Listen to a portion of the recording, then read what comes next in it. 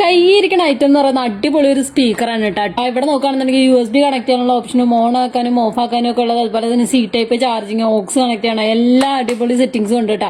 Just ഒന്ന് open ആക്കി കാണിച്ചു തരാം. ഇവിടെ ഒന്ന് ലോങ് പ്രസ് ചെയ്തിട്ടുണ്ടെങ്കിൽ ലൈറ്റും കാര്യങ്ങളൊക്കെ ഉണ്ട്. ഇതാ മൾട്ടി കളർ വേണോ അല്ലെങ്കിൽ സിംഗിൾ ലൈറ്റ് വേണോ, അതും ബ്ലിങ്ക് ചെയ്യുന്ന വേണം, ഏത് ടൈപ്പ് വേണം. അല്ലെന്നുണ്ടെങ്കിൽ പിന്നീട് മെനു എടുക്കാനുള്ള ഓപ്ഷൻസും അതുപോലെ തന്നെ വോളിയം അഡ്ജസ്റ്റ് ചെയ്യാനുള്ള ഓപ്ഷൻ, എല്ലാ പരിപാടിയും നമുക്ക് ഇതിൻ്റെ അകത്ത് സെറ്റ് ചെയ്യാം. അടിപൊളി പവർ തന്നെയാണ്. ഞാൻ USB കണക്ട് ചെയ്ത് ജസ്റ്റ് ഒന്ന് കാണിച്ചു തരാം.